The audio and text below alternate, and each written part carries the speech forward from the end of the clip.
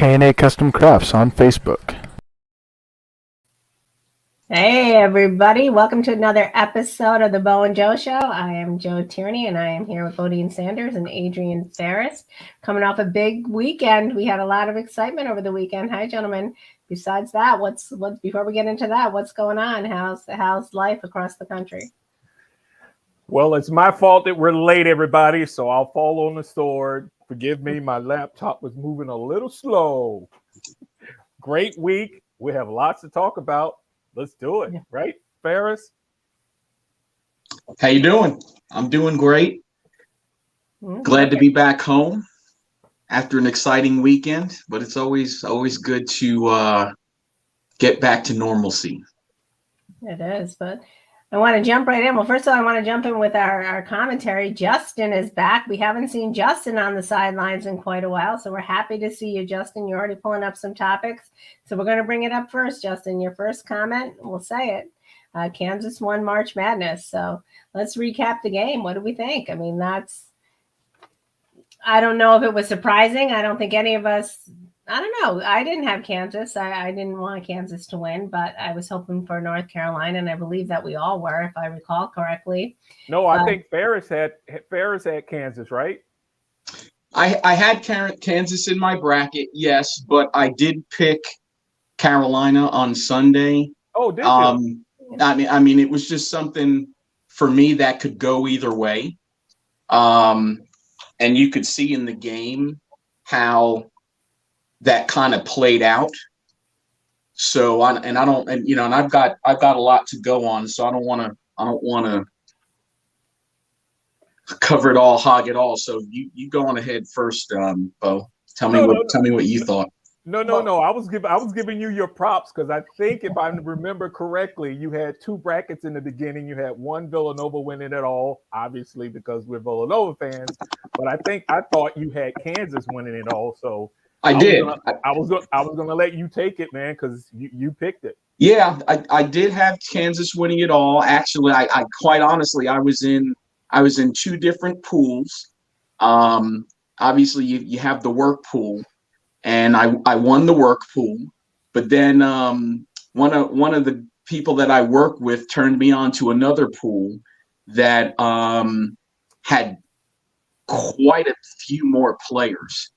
And I actually took fifth and was in the money in that pool, which was kind of a surprise. So it's been a good week monetarily for me. I got a few more dollars in my pocket. But yeah, I mean, as far as Monday's game goes, if you saw it, I kind of had a flashback of Saturday at the very beginning of the game. Kansas jumps out to a quick 7-0 lead. Carolina looks like they're just, deer in headlights. And I quickly, and probably I'm not the only one, that thought, oh my God, are we about to have the same thing happen here that happened to Nova on Saturday night? But it settled down. Carolina settled down. And quite honestly, the big men really took to the forefront. Bacot for Carolina, who was on the bad ankle, goes 15-15, has another double-double. He's the only player ever to have double-doubles in all 6 games, all 6 tournament games. And Manick also goes for 13-13. He also has a double-double. So the big men became very impactful early. And on the KU side, it was a little different story. They finished strong, but McCormack and Lightfoot both got into foul trouble in the first half. And that foul trouble is what I really think opened it up for Carolina, who ultimately went on a 16-0 run to end the first half and end up with a 15-point lead, to end the first half. And it was pretty interesting. I'm going to give Bill Self some kudos. I watch a lot of college basketball. I don't just watch Villanova. I watch a lot of it. And Bill Self, he has a habit when Kansas gets down or they're struggling, he gets that red face. He gets very angry, and he wears it on his sleeve. And in that first half, it's the first time I've seen Kansas be in that situation in a long time. And Bill Self was calm, actually smiling at certain points during the first half, even though, Kansas was struggling scoring. They were getting killed on the boards. And I personally believe that how he handled that mentally, emotionally, and what he showed really helped keep his team calm, enabled them to go into halftime, settle it down, make some adjustments, and come out and really in the second half step up their defense. They extended it out. They had a lot more energy defensively, and although Carolina was not letting Agbaji get any shots. Agbaji, who was their top scorer, was 4 for 9 for the game. Not that he was shooting poorly, but he wasn't getting any shots to end up 4 for 9. On the Carolina side, Caleb Love, he's the guy that's been hot since the Sweet 16, raining threes from all over the place. He ended up 5 of 23, 5 of 24 shooting. So at that point, it became who were the secondary scorers going to be? Who was going to step up and, scoring the basketball for each team? And for Kansas, it was Remy Martin.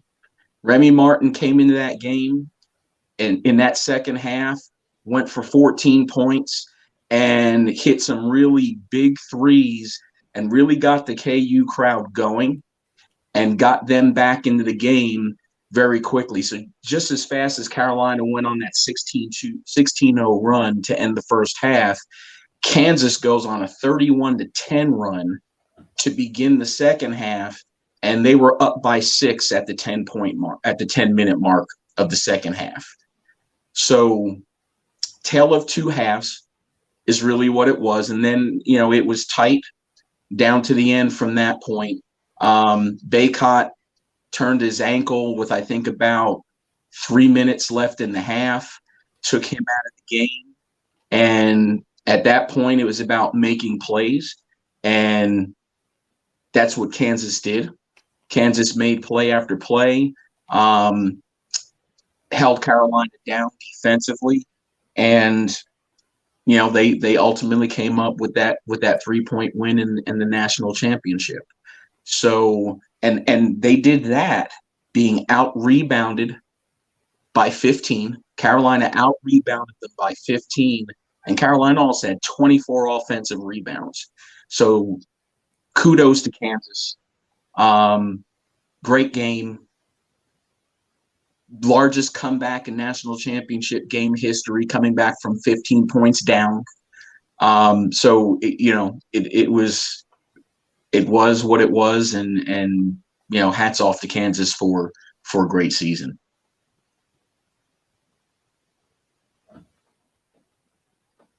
You're on mute. Look like you're on mute, Joe.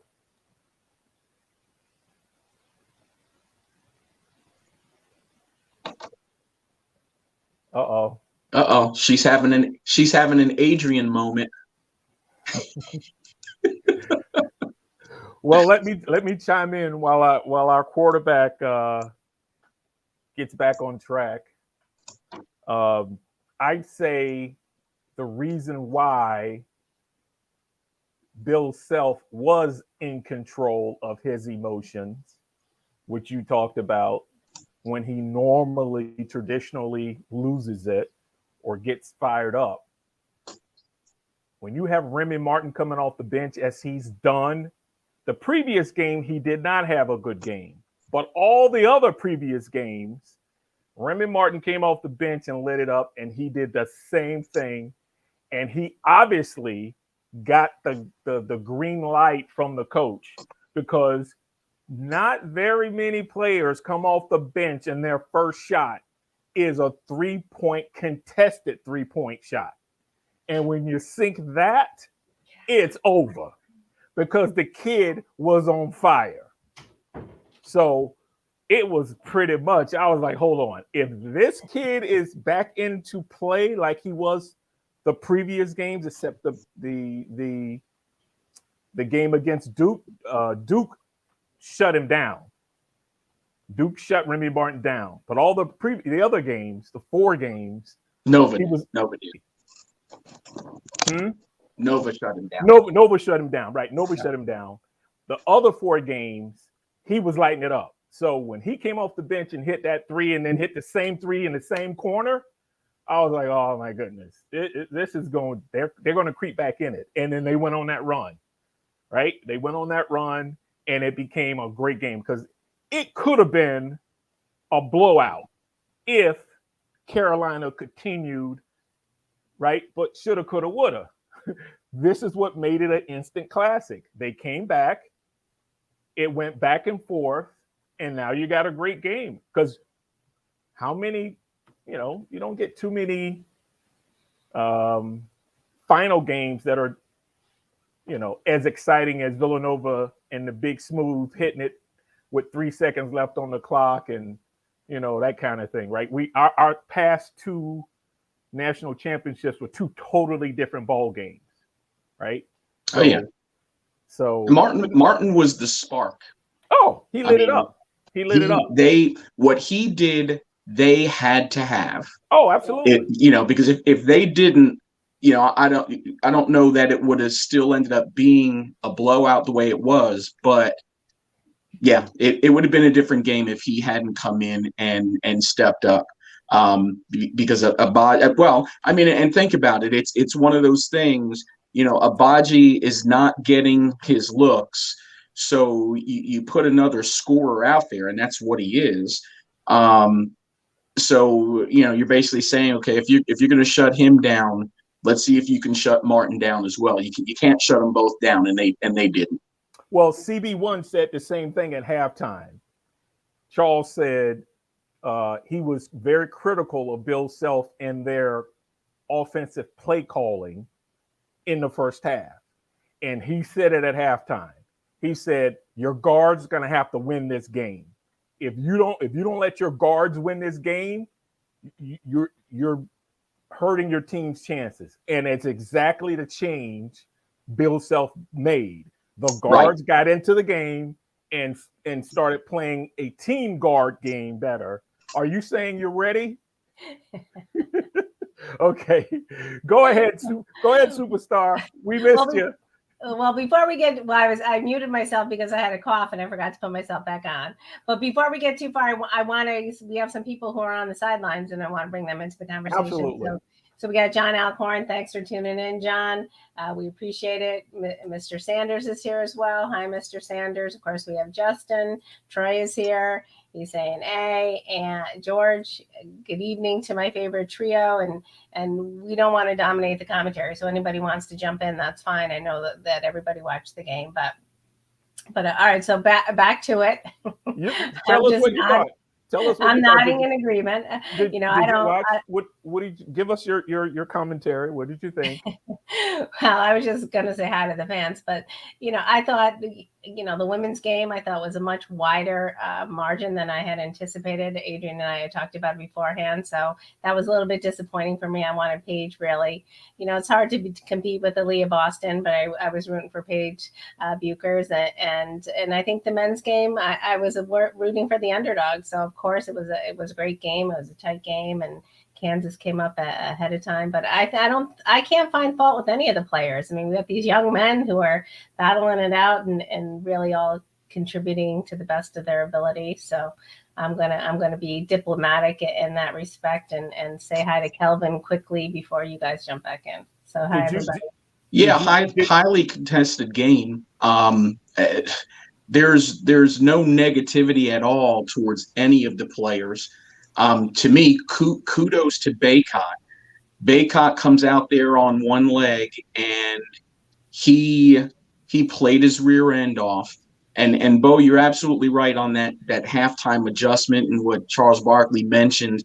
And part of that adjustment was taking McCormack off the low block and moving him to the foul line and opening up the lane for the guards to be able to penetrate and kick. Brown was huge. Brown got in the lane several times. They actually had Brown.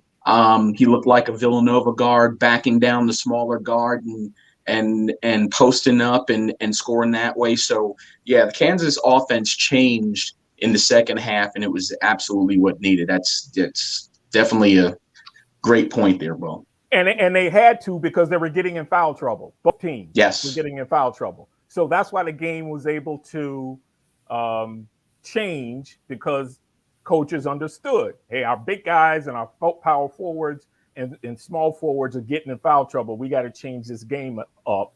And it worked to the advantage of Kansas. But I want to jump back on the women's game. Joe, did you see the game? I did. Did you see the difference in rebounding from South Carolina versus UConn? I did. So That is, I mean, they totally dominated the paint with their center, their two forwards, because their two forwards basically were as tall as their center, if not taller, right? And they just dominated the boards, and they kept getting second chance shot, third chance shot. So when you see that happening and a team can't do anything about it, you're like, uh-oh. Yeah, they were in trouble. They were going to be in trouble. Yep. Yeah, they didn't even have, it was, I don't want to say it was a blowout, but it was pretty close. So I was disappointed for sure. But Andy joined. Hi, Andy. It's good to see you. And Andy's going back in time. He's saying, what about Duke not shaking hands post game with UNC? Of course, we never can condone unsportsmanlike conduct, but they're so now, and they're I didn't see that, but I don't know. What do you guys think? I'm gonna answer that for Andy, being that I was there. I'm gonna say that was more about the fact that Carolina was on the other side of the court in front of their fans, totally celebrating, and they didn't really come over. You mean Kansas was on the other side? No. He's talking about Duke, Carolina. Oh, okay. So Carolina players all went. So if you were watching the game, and if you're watching from the benches, because I was behind the benches, Carolina's fans were across from their bench. And so Carolina actually was out on the other side of the floor celebrating in front of their fans. So I'm going to say, just from watching it, it was more about where Carolina was and them not coming to the sideline within a certain period of time, where, at a certain point, Duke's not just supposed to stand there and wait for you while you're having that celebration. And that's really what went on there.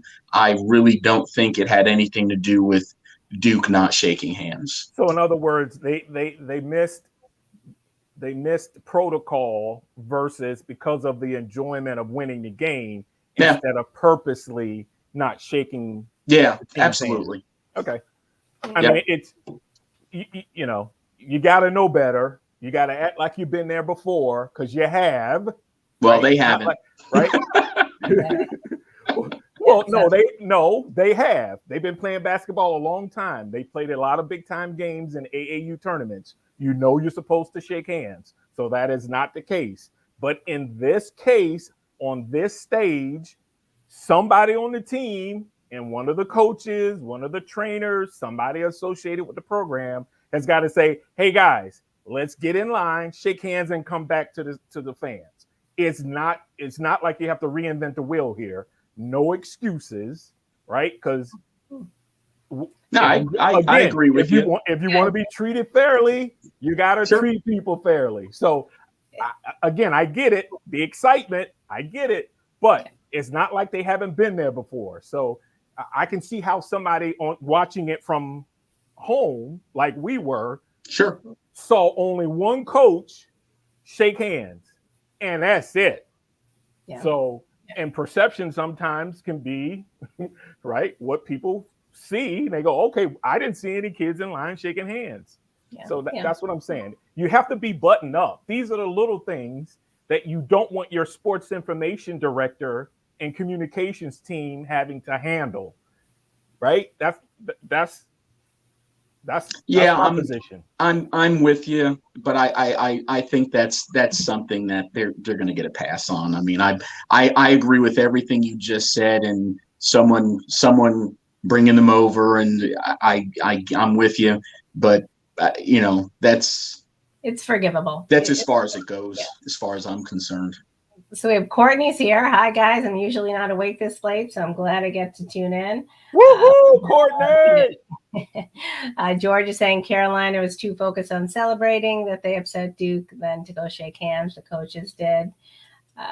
Joe Wirtz. Hi, Joe. I'm not sure. I think you may be. I haven't seen you on, Joe. So welcome to the program. Kansas so Joe's my high school friend that I went to NOLA with.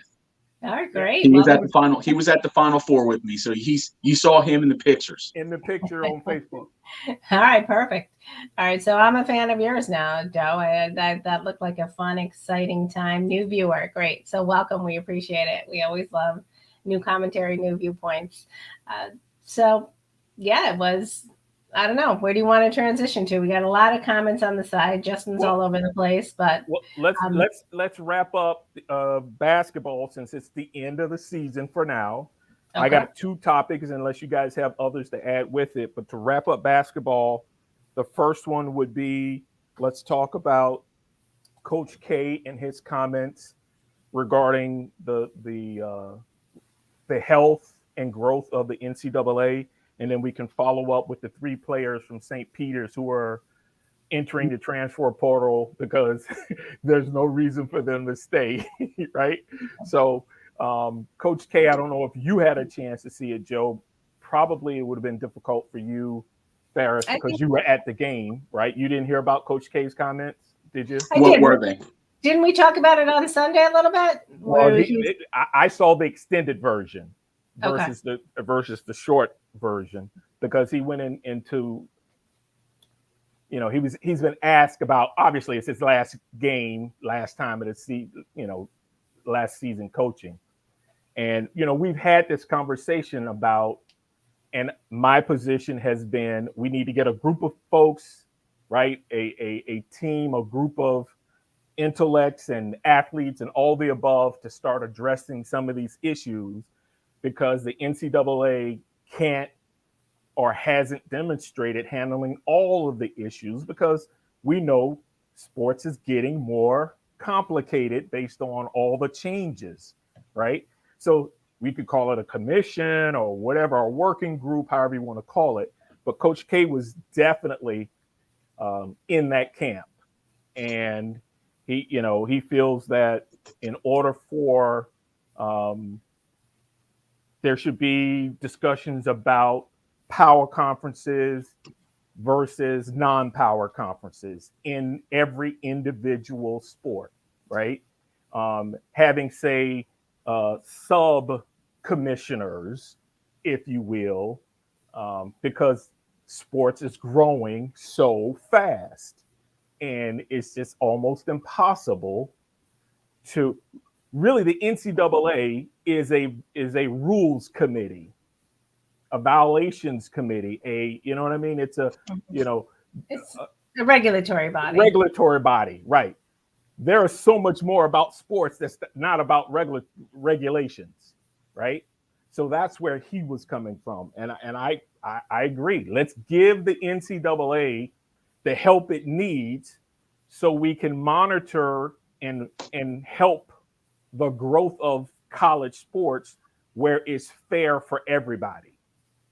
And I wouldn't be surprised if somebody says, Coach K, it was your idea publicly, why don't you spearhead this after you take a 6 months off since you're not coaching anymore? Because obviously he's a smart guy. He's from West Point, right? He understands leadership.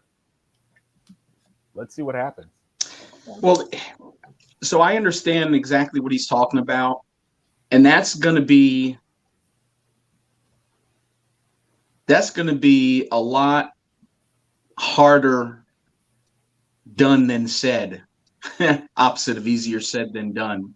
And the reason I agree with you, but the longer we wait, the worse it's going to get. Well, I'm with you, but the reason that is going to be is because the train's already left the station. So when the train's already left the station and certain things have already been put into place, and you're not going to change them, you can't change them. That's number one. Number two is the NCAA has lost their grip on college athletics. Their power has been nullified because of all of the court decisions overturning a lot of the actual decisions that the NCAA has made. So, and that's one of the other reasons that the train's left the station on a lot of these subjects. So, look at Kansas, for example. Kansas is under NCAA investigation. Bill Self's under NCAA investigation. But how long has that investigation been going on? And there are several others like that.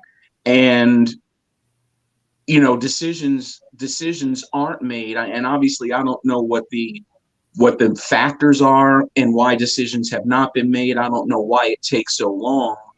But it seems to me we're in a place where the NCAA, it seems like they're just trying to hope it just passes by and goes away. And, the initiation is not the right word.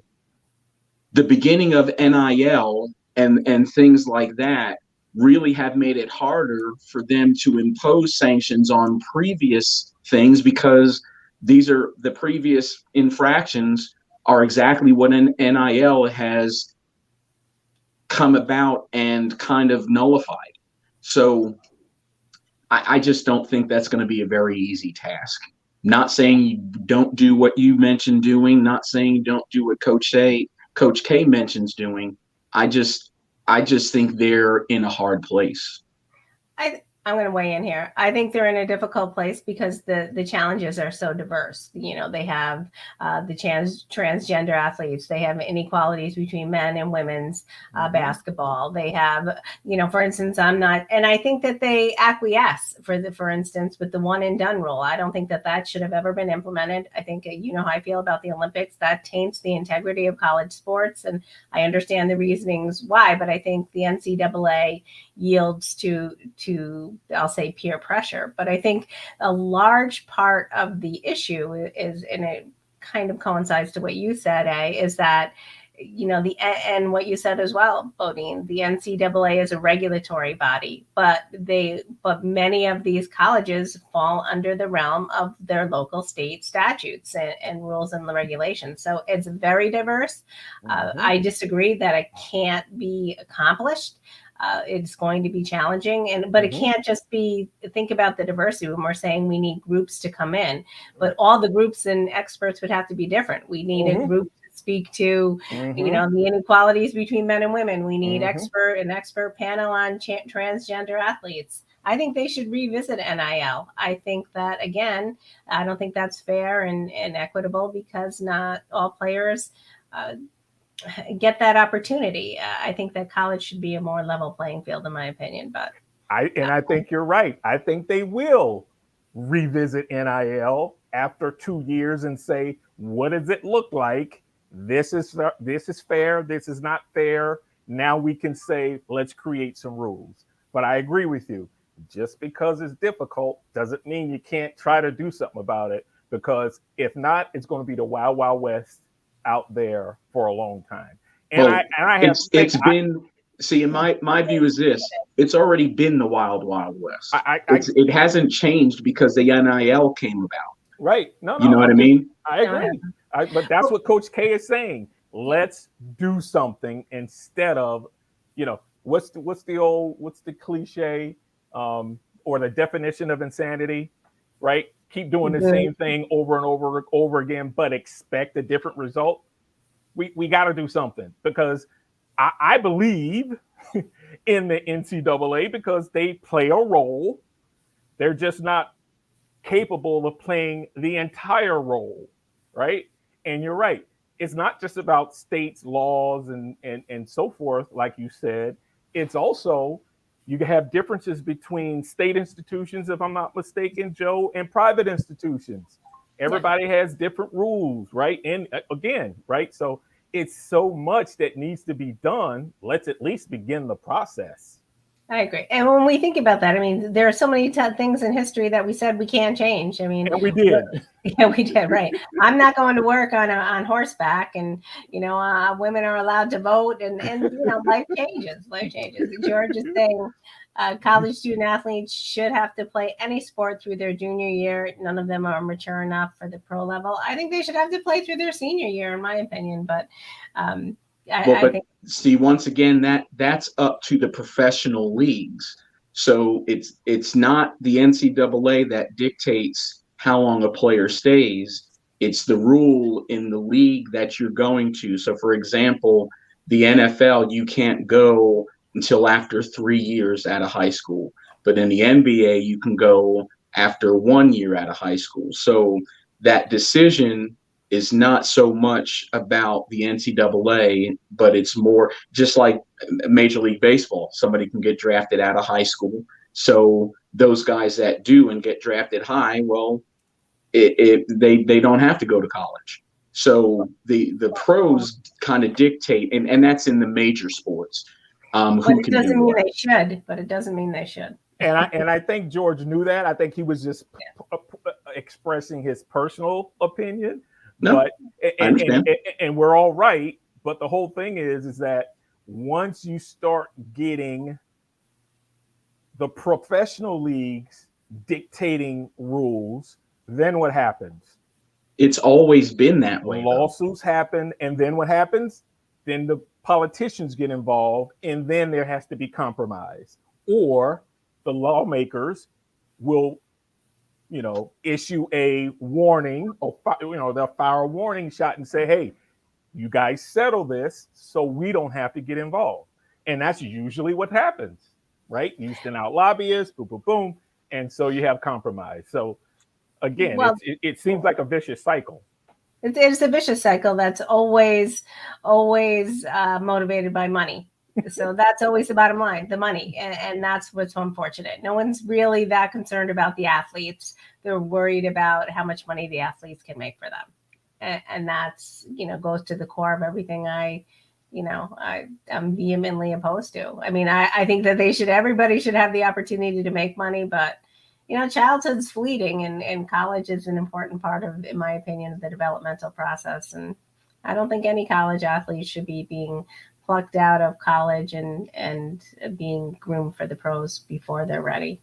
And Joe's agreeing with me. It's all about the Benjamins. That's exactly right. That's exactly right. So let's wrap up with the three guys, the three players from St. Peter's entering the transfer portal. I'm hoping they end up with, some power conference teams to really showcase their skills, because they can play, right? And I don't think this is going to hurt St. Peter's, because you're going to have some kids that say, "Hey, I got a chance to go in and prove myself and maybe become a starter instead of sitting on the bench." So I still think it's a win-win. It's going to continue to be a win-win for St. Peter's for a little while, right? I think this is going to help them. Yeah, I agree. I don't know the names of the three that entered the portal, but it's Daryl Banks, Matthew Lee, and Doug Eater. Yep. Okay, but they definitely had players that can play at that next level. So it makes sense. The interesting thing will be to see who ends up at Seton Hall. That is correct. That is correct. And I was going to wait and see if who was going to say that, but pretty much let's see what happens, right? I don't think all three will. I think at least one or two will, and that third player may end up, at another team that recruited him, thought about recruiting him out of college, wanted to wait and see, and say, okay, he developed to be the player we thought he would be. Let's go. So Hey, remember, Colin Gillespie had 0 Division I offers when he was coming out of high school. Villanova took him, and someone talked about that. I forget what I was listening to, but they had, I forget who the coach was, and the coach made the comment, and it was over the last week, that said, yeah, I mean, Colin, we just didn't think Colin was a Division I player. So, he talked them into saying, listen, I'm going to come in and I'm going to work hard and I'm going to prove, and I want to help the team. And it helped being a local kid. So that's a great story, right? One thing you don't want to do is be, and again, he's not here to defend himself, but Steve Lapis. You don't want to be Steve Lapis, right? And the story behind that, Joe, is Steve Lapis, you know how many Villanova coach who missed the opportunity to recruit Rip Hamilton from our backyard down in Coatesville, who wanted to play for Villanova, ended up going to Connecticut and ended up beating us in the tournament. You know how many Lapis comments I heard this weekend? Oh, I bet you heard millions. I bet you heard millions. Well, I'll throw my guy in there. Nobody thought Tom Brady was a franchise quarterback either. There you go. He is, there you go. There you go. All right. Well, that's the end of the basketball season. Yeah, well, Joe has a question. What are they sharing agents like the NBA players? He's talking about the St. Pete's players. Potentially, right? Potentially they could be. I don't know the backstory on it, who their agent is, but good for them. I'd like to see them. Well, that's a sarcastic remark. Yeah. Yeah. Because I don't think they can have agents in terms of entering the transfer pool. Only, and I'm not even sure about the NIL deal. Can they have a representative or an agent regarding that? So, because then, we've been busy. We got things to do. We can't study the rule books. Joe's saying heavy sarcasm. So Joe, as a new viewer, you have to remember, I don't have the historical knowledge that the guys do. So I'm catching up. I'm just catching up. This is my first real season of sports. You're lucky. I've captured. I know a lot about the NFL, and now I'm just learning about March Madness. So, but I'm still way behind the curveball here. All right, so let's get to this. We've had a lot of commentary on the side about one of the big topics of the week. I'm trying to find one of Justin's comments, but he's, how he is. He got a lot of comments. All right. Well, while you're waiting on it, I forgot we didn't totally finish March Madness. Let's finish with the women's. Oh, the women's. Dawn Staley winning her title, second title, a Hall of Famer already, Olympian, gold medal Olympian already, the first person of color to win multiple NCAA titles. So she's already in the history books. And now she's in the stratosphere. So she's writing her ticket. She can do anything she wants. And then, the talk is now, could she be the first or second woman to actually coach a men's NBA team? Because the other woman used to be on the bench for the Spurs. What's her name? I don't know. I have to look it up. You know who I'm talking about, Ferris? I know who you're talking about. I don't remember her name. Yeah. So it begins with an H. Oh, it's on the tip of my tongue. I'll look it up. Or Justin could get back to us. Becky Hammon. Becky Hammon. Becky Hammon. Yep. Becky Hammon. Right. So between those two, they could break that glass ceiling because they know how to coach. They're winners, Hall of Famers, and they command respect from the players, meaning the men players. And Dawn Staley, she's from Philly. She don't She don't take crap from anybody, right?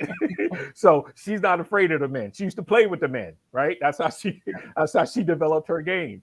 And so so kudos to what we in the South call USC.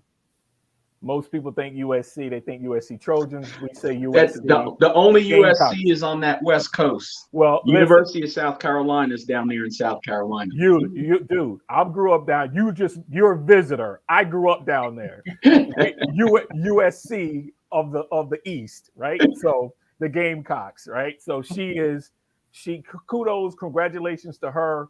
Well Absolutely. done.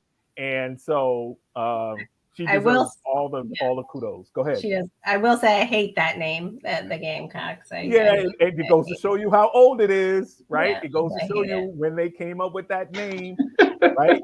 Right? And again, growing up in the South, animal fighting, right? Yeah. Is not something that is looked upon in a positive light, right? True. But it was growing up. So True. those some of the things we got to work through, Yeah. right? Maybe they'll change their name in another 10 years. Who knows? But maybe. So who knows? All right, so let's go. Let's segue into, we have Justin saying, Bo, who's your favorite to win the Masters? Is it Tiger Woods? And Andy saying Tiger is back. Good first round. He has a chance to win it. If he's healthy, makes the PGA more interesting. I agree. It makes it more interesting. I like him for many reasons. And there were times when I haven't. He had some amends to make for. I mean, I think he's had a troubled personal life, which always influences my perspective, especially in some respects. I'm all about forgiveness and second chances, and I think that he came around, and he drives too fast, and but he admits his mistakes, and he's back. By all accounts, he looks like he's a phenomenal father, and he's bringing his son Charlie along. His daughter Sam looks like she adores him as well, and I think that always speaks to your character. If your children speak fondly of you, then you're pretty good in my book. But I'm hoping he wins. I always love the comeback story. I like the underdog, and I've been following him for a lifetime, literally his entire lifetime. Joe, are you saying there's something wrong with driving fast? Well, I said there's room for forgiveness, Adrian. I ignore those pictures on your Facebook page. I drive fast every day. I'm sorry.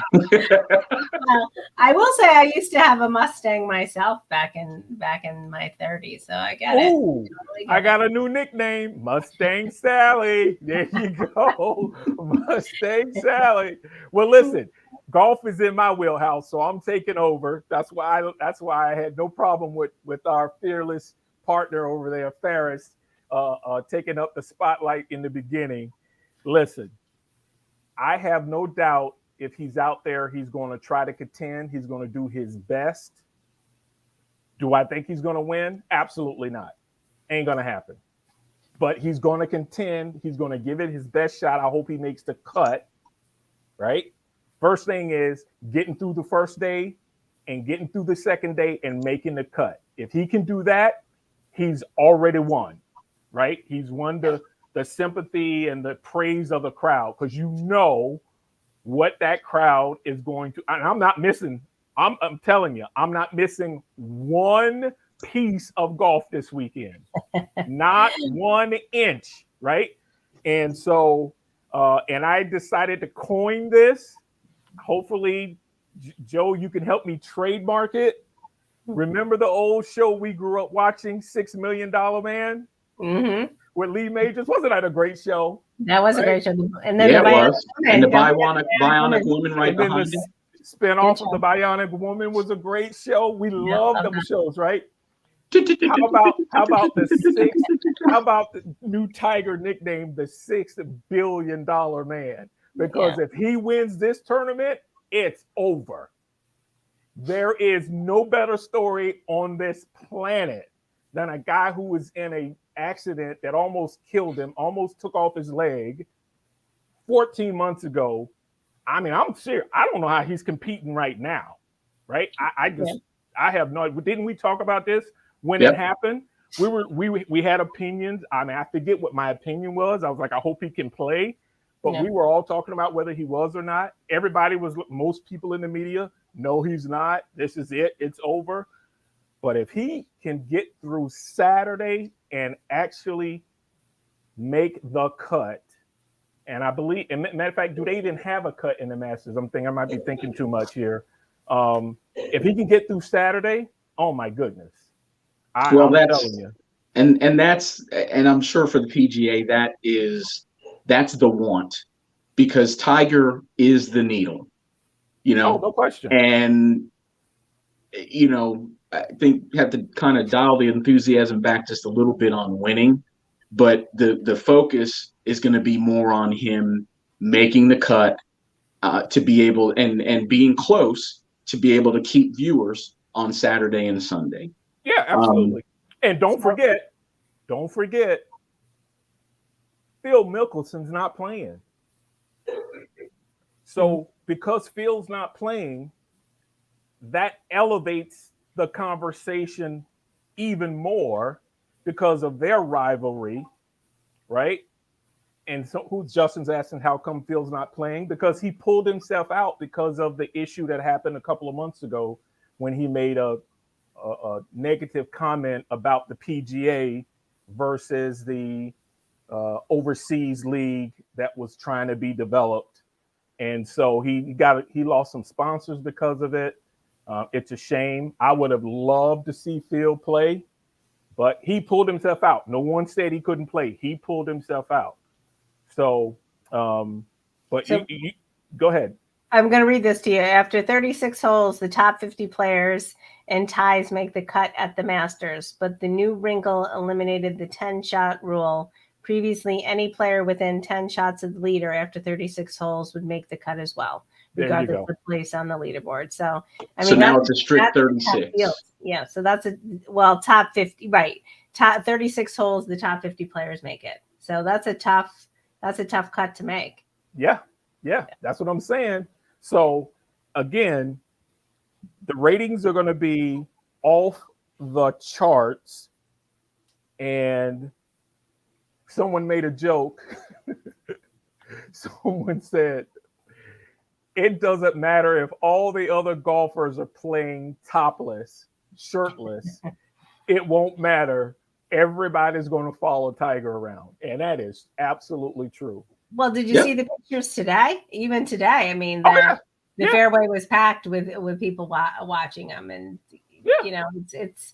it's uplifting. I mean, I think in some respects that he still carries that crowd that people have forgiven him because he was, such a black sheep for a while. He really was blacklisted, part of cancel culture before we called it cancel culture.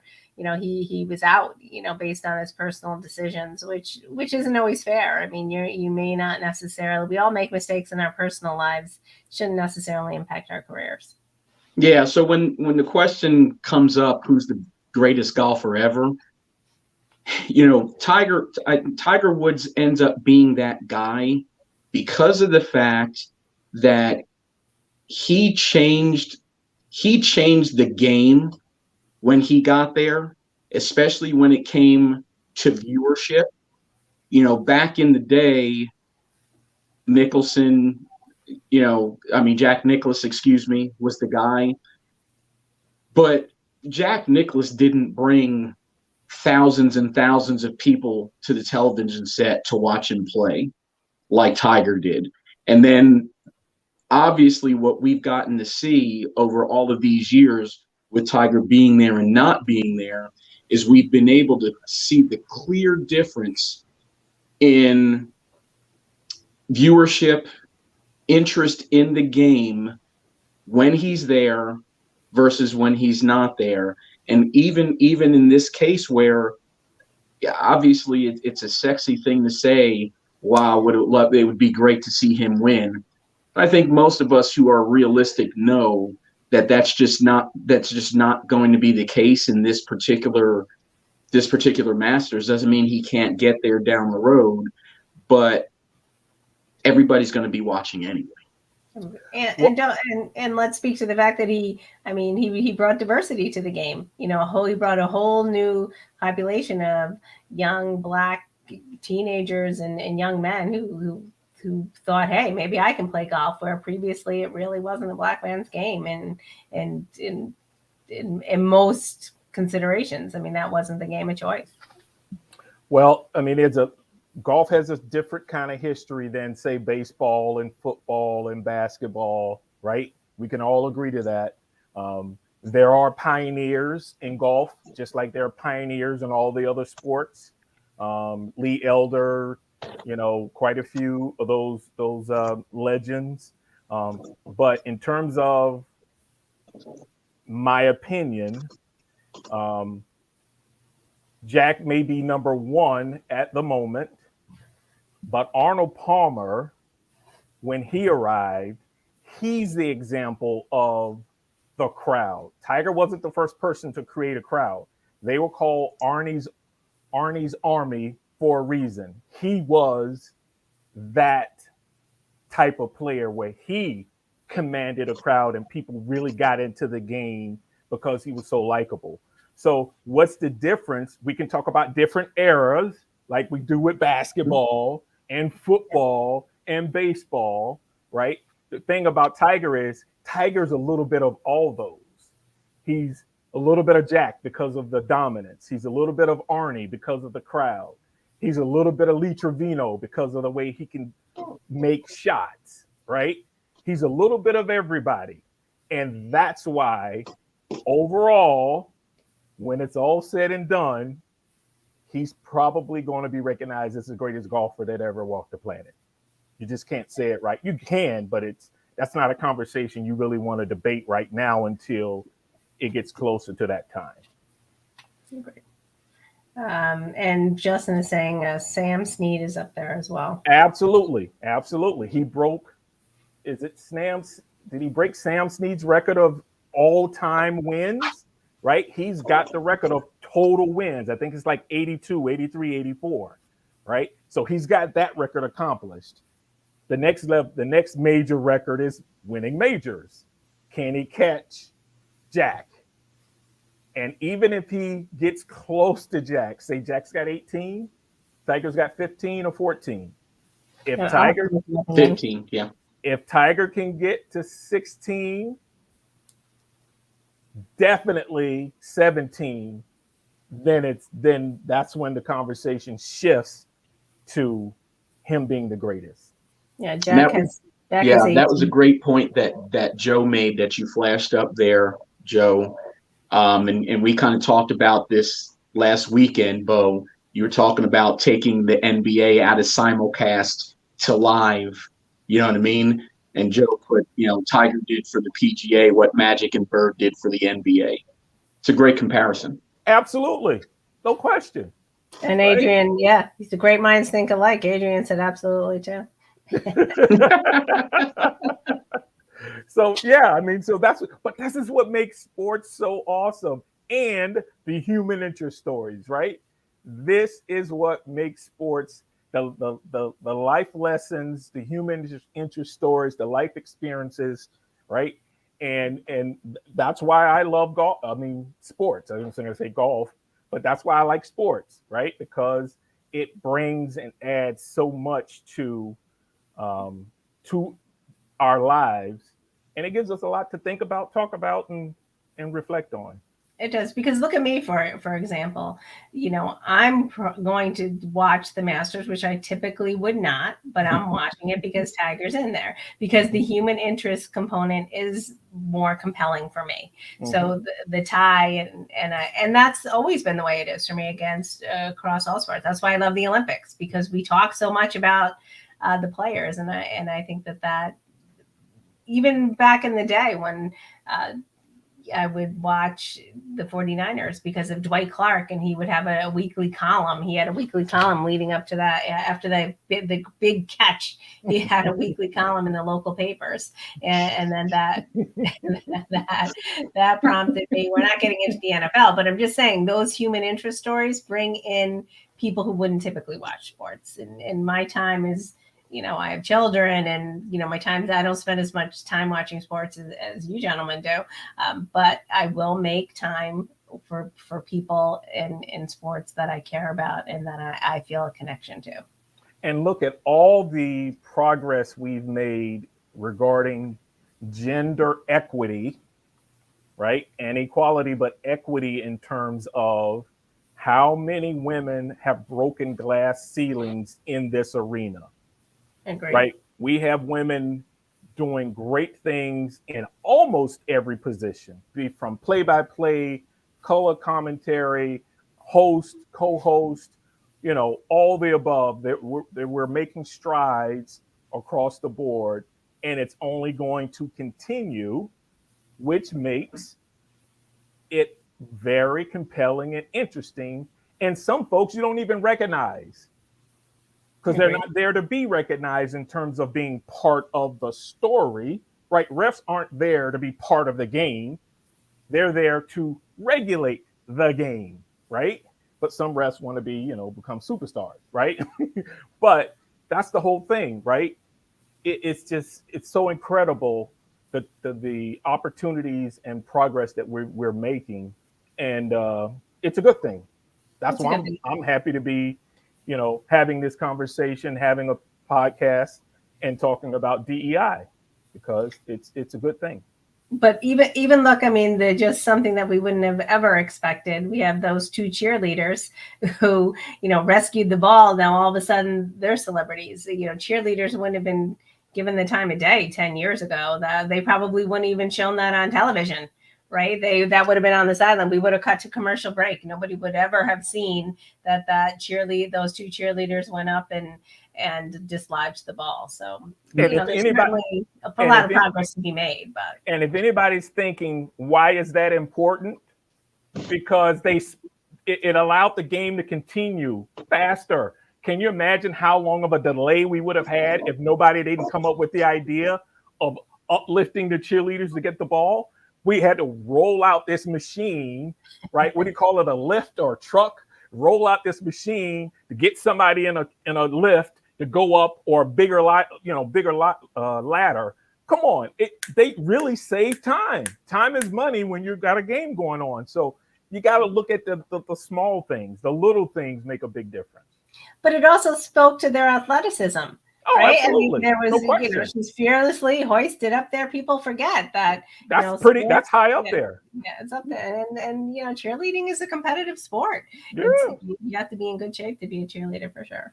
I mean, listen, I was an okay athlete in college, but I couldn't touch the top of the basketball backboard. Could you, Ferris? No, no. So somebody to go that high up, right? Only a few players in the world could say they could jump and touch the top of a backboard, right?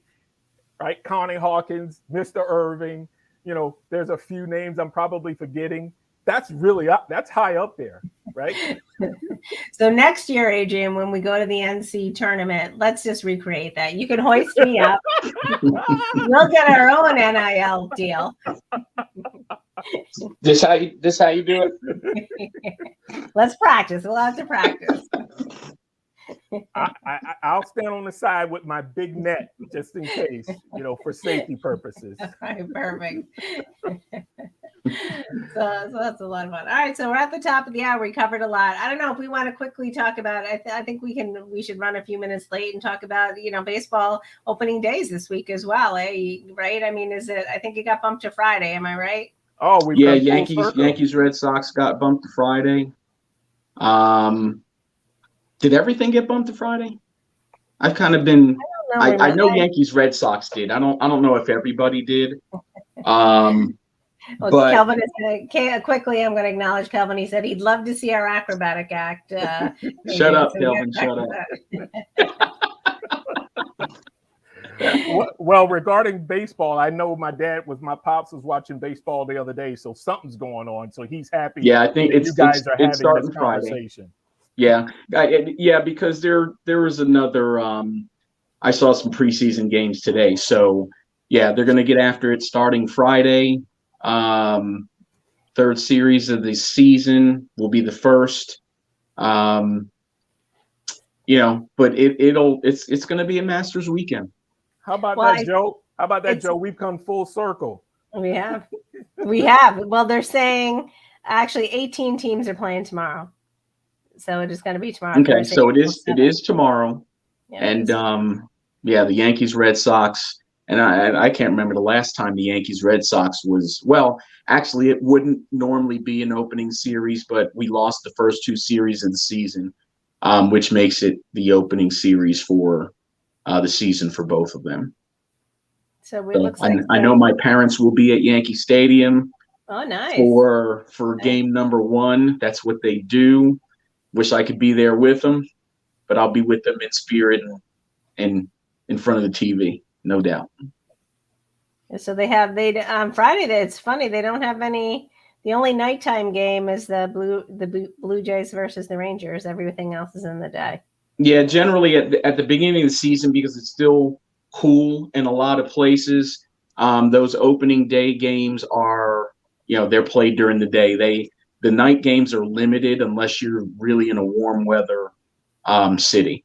Yeah, so we have the Angels versus there's 3 games on tomorrow night, 3 at night. We have the Braves versus the Reds, the Angels versus the Astros, and the Diamondbacks versus the Padres. They're all evening games, so that'll be interesting. So the Astros have a dome. Atlanta, it's actually supposed to cool off tomorrow, so it may be a little cool this weekend for them. And what was the other game? The Diamondbacks versus the Padres. Yeah, so West Coast game. Yeah. And they're on at 9:40. Well, it's 6:40 out there, 9:40 our time. So, I enjoy baseball, so I'm looking forward to that. That is a sport that I follow pretty regularly. So I'll do more. I'll be on it this year, Bo, much more so than before. But I do enjoy baseball. So Well, have at it. That's why you and Ferris will be in your wheelhouse. I'll just kick back and relax. All right, perfect. You can field the comments. What do we have? So perfect. Andy saying we didn't really talk about the NBA, but Andy saying the NBA Lakers are going to miss the playoffs. Yeah, that's surprising. That was surprised. We'll have time to talk about and crush them and roast them as the playoffs continue. So yeah, you're right, Andy. Yep. Plenty of time to bury them. Yep. And he's saying go Braves. So we'll see. The Braves. We'll see what happens in this new year. All right, so we had another exciting show. We had some Joe. Welcome to the show. I'm glad we had it. It's always exciting when we have a new viewer. I don't know what happened to. I thought Chris was going to come back, but maybe I sent him the link. He may be busy. Okay. All right. So next week. So of course Justin's here. Thank you, Justin. John Alcorn stopped by. We appreciate that. Mr. Sanders, of course. Troy was here. George, our Kelvin. Andy was here tonight, so we have a lot of good commentary. Courtney stopped by, so I think that's everybody. Everybody who commented anyway. We actually had quite a few viewers who didn't comment, and I was happy to see those numbers and happy to see some live viewership, people checking us out tonight. So come back if you're watching and you didn't make a comment. We appreciate you stopping in. So Bodine's giving us a hint. Cheney, what's up with Cheney this weekend? Well, I'm just saying great show. I'm giving Cheney. I always do the Villanova thing, but I need to start doing a better job of highlighting Cheney because, as you know, and Ferris knows, if it wasn't for Cheney, there would be no Villanova. So I need to start promoting them the same way I promote Villanova because it's only fair. So I'm trying to get into a mindset of doing that. All right, perfect. So I want to we have a few. Joe said really enjoyed listening. Chris will be back. That's good to know. Kelvin, great show. I love this comment because we are all about diversity, and I love the diversity in thought. And Adrian and I were talking about it. We got predominant, the sports, the NFL overtook us for some, and then the NCAA, but we really get back to, we'll be intertwining more human interest stories into our commentary. I didn't get to the other story I wanted to talk about, but we can wait till Wednesday. The ruling that came out against the NFL and their treatment of women and the 6 district attorneys, 6 state district attorneys weighed in on that. I don't want to rush that conversation. Yeah, so let's hold up. Yeah, take that for next week. Yeah, because that's a big one. Yeah, that is a big one. And what's their mascot for Cheney? Joe is asking. Do you know the mascot? For Cheney, it used to be Wolf Pack, but they took the wolf, they took the pack off the wolf, so it's now wolves. Cheney Wolves. Yeah. So when I was in school, it was the Cheney Wolf Pack, but then over time they got rid of the pack and just wolves. So I'm not sure what this means, but Justin saying Joe is Joe. I appreciate that, Justin. I'm going to take it as a compliment because I am me. So I'm going to go with that. So perfect. And of course, I want to thank my co-host on the scene. You certainly uplift my lives, and I always appreciate your presence. And of course, there's my man behind the scenes. I see him back there, Chris P. Bacon. Nothing works. He's the cog, the machine, our producer, and everything. All of our success is in large part tied to what he does for us on the back channel. So thank you, Chris. And absolutely, he did a great March Madness Final Four show last Sunday. So great job, Crispy Bacon. All right, so we'll see you Wednesday, everybody. We'll see you next week, and we're looking forward to. So, Chris, you can play us out.